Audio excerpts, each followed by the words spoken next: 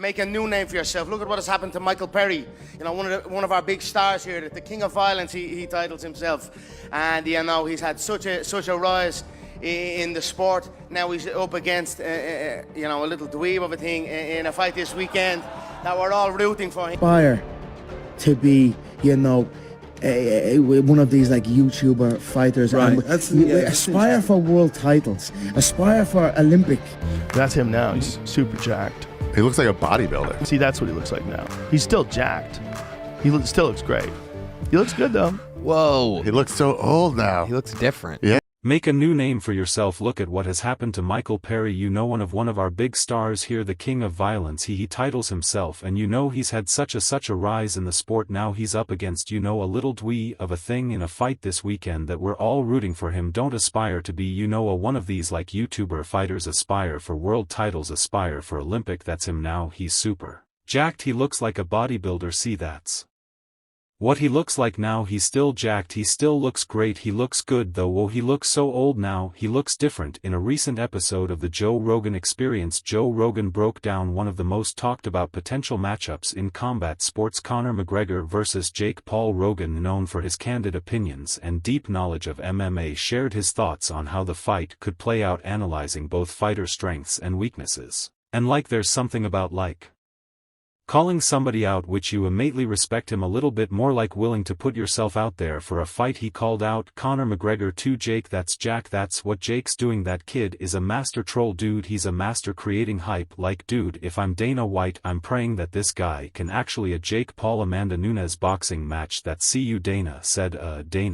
Maybe I'll let Amanda Nunes knock him out now. I think people are coming around. I say, if this kid was not a YouTuber, if he wasn't some guy that you knew from the time he was like 16 years old on YouTube, and you just saw him box, and you saw him knock out former UFC champions, you saw him beat legitimate boxers, or beat athletes, and beat a bunch of MMA fighters, you'd go, this kid can fight. He knows how to fight. It's not nothing he's doing looks wrong. He's not like sticking his head straight up in the air and winging punches with his eyes closed. He's fighting well. He looks good. And if he was just an up-and coming boxer that was this exciting, like highly promotable, like really good at selling fights, he'd be like, this kid's the future. However, one recent topic that has sparked considerable conversation is his analysis of Conor McGregor's career trajectory, particularly how McGregor's self-destructive behavior contributed to his decline as a fighter. In a recent episode of the Joe Rogan Experience, Rogan attributed McGregor's downfall to a combination of money, fame, and the self-destructive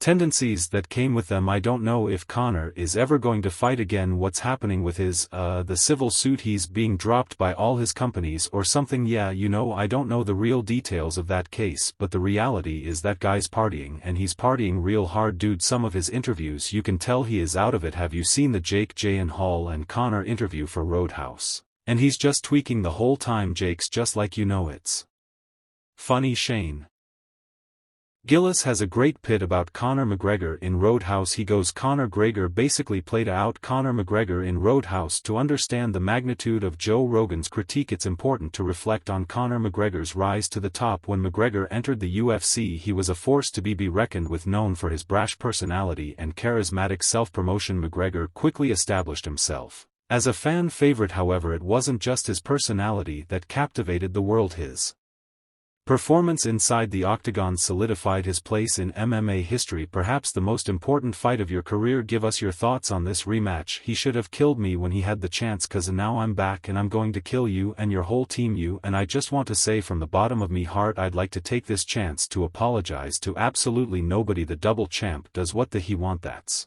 what I dreamed into reality. That looks good. One of the defining moments of McGregor's career came in 2015 when he knocked out the legendary Jose Aldo in just 13 seconds to claim the UFC featherweight championship. McGregor's swift rise to the top was followed by his historic achievement at UFC 205 in 2016, when he became the first fighter in UFC history to hold two championships in different weight classes simultaneously. It seemed that nothing could stop McGregor, and he was on the verge of becoming the greatest fighter in MMA history. I'm your father, I'm your daddy. Call me Jose Senor, tell him I'm his daddy, tell I really don't care, like he can whatever he wants and I'll continue to be the champion. He said tell him he's his daddy. I said I am his daddy, sit on my left, on my sit on my. What I'm saying is this: when you knock a champion who's been that dominant and that good for 10 years out in 14 seconds, there is a question, which is, was that in some ways a fluke? However, as Rogan points out, the story of McGregor's downfall begins shortly after these peaks, which is Dylan Dennis is a professional fighter. He's a professional fighter. He jumps all, he takes a swing at him. They're screaming and Dylan's like FCKU, he's like you, and there's bunch of people get involved and then a bunch of other people jump and the whole thing was nuts. But the idea that we should be shocked after him throwing a dolly at a bus because Khabib's on the bus, that those Russians don't fucking play like that, man. You see the videos afterwards when Dagestan, where they're shooting off UE's AK for a woman who accused the mixed martial arts fighter Conor McGregor of ing her in a hotel in Dublin 6 years ago, has won a civil case against him. The jury has found McGregor liable and ordered him to pay Nikita Hand €250,000 in damages. McGregor's MMA career has seen setbacks in recent years since his high-profile defeat to Khabib Nurmagomedov. In 2018 he has fought sporadically, with his most recent bout in July 2021 ending in a gruesome leg injury against Dustin Poirier. UFC